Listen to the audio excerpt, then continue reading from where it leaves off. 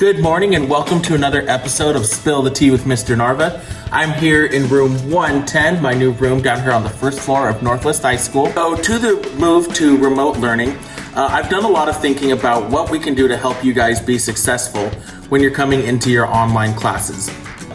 On this episode of Spill the Tea with Mr. Narva, we are going to go through 10 tips that will help you be successful in a remote learning classroom.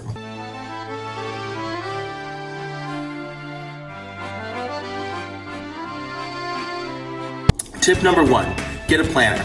This will be particularly helpful in the sense that if you have a ton of assignments that you're going to need to do just like you would if you were in school, you'll be able to have a place where you can see everything that you need to do that week. As teachers, we live by our planners. It's how we do all of our lesson planning. It's how we plan out our social lives that we don't have. So tip number 1, definitely get a planner.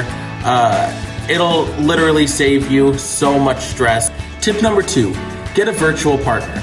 Go through the list of people who are in your classes with you, find someone you know or maybe someone that you don't know, and get their phone number so that if you are confused, you can ask one of your peers just in case you can't get a hold of your teacher right away.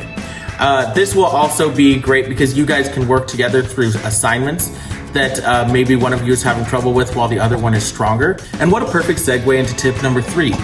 Keep in touch with your teachers. Okay, here at Northwest, we all just got these fancy new phones in our classrooms. So we have individual phone numbers that the district is getting out to us where you can call and leave messages to our individual numbers. So if you need to get a hold of your teacher, find out what their phone number is and give them a call and leave them a message. Or the easiest way, honestly, is probably just to email us. That is something that we're always watching as teachers. We're practically addicted to our emails.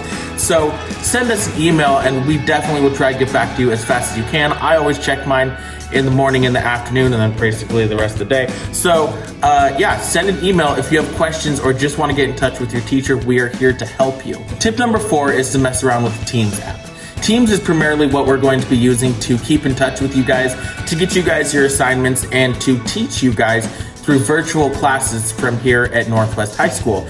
So make sure that you download the Teams app on your phone or your device and get used to it. Get to know all the different functions of it because most of your teachers are going to be using that.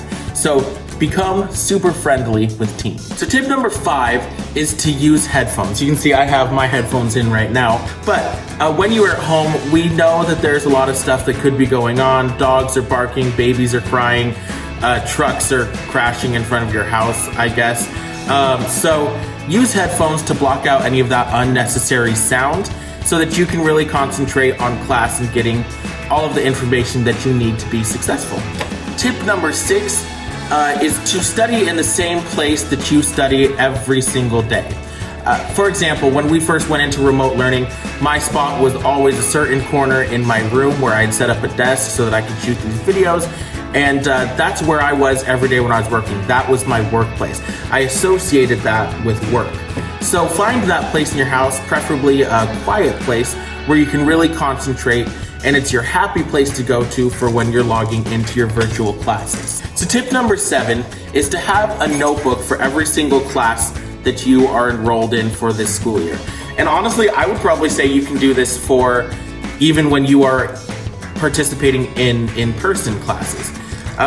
Now these notebooks do not necessarily have to be physical pen and paper notebooks. You can do notes on your phone, on iPad, or whatever device you have. You can have a different Microsoft Word for every single class. When I was in college, I had, I think, I took like 4 classes a semester. I would have one Microsoft Word for each class that was dedicated only to notes. All my notes for the entire school year were just on that document. So it's a good way to stay organized and it will help keep you sane through all the many different, I guess, assignments that you're going to have to complete while in remote learning or even in-person learning. Next tip is to take breaks. As we can see, Mr. Narva decided he is done with this video and wants to play with a bird instead. Breaks are very important to make sure that your brain is willing and active when you're doing online learning. I fixed it.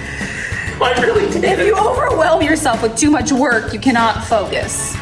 Well, now that I took my break, okay, so the next thing you want to do is you want to get into a routine. So find something that you do every morning that you will do every single day and kind of follow this schedule for the rest of the day. For example, first thing I do in the morning is I get up and I let my dogs out to go to the bathroom, and then I go downstairs to get ready, and then I make sure I have my tea. And then I get to Northwest High School, I put on some music, most recently, shameless plug, Taylor Swift Folklore, basically putting us to shame because we didn't do anything over quarantine. So yeah, get into a routine, follow that routine, it will make your life so much simpler. And finally, tip number 10, log into your classes about 10 minutes early. That does not necessarily mean that you need to have your microphone and your camera on, but it means that you are in class early.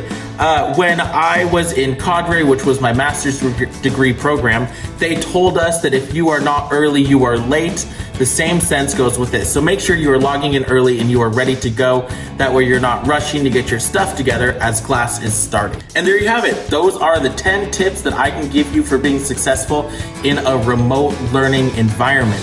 So I want to wish you guys all luck with this first quarter. Please feel free to reach out if you need anything or have any questions. Remember, take care of your mental health, be safe, be smart, and I can't wait to see you guys in person, hopefully sometime soon.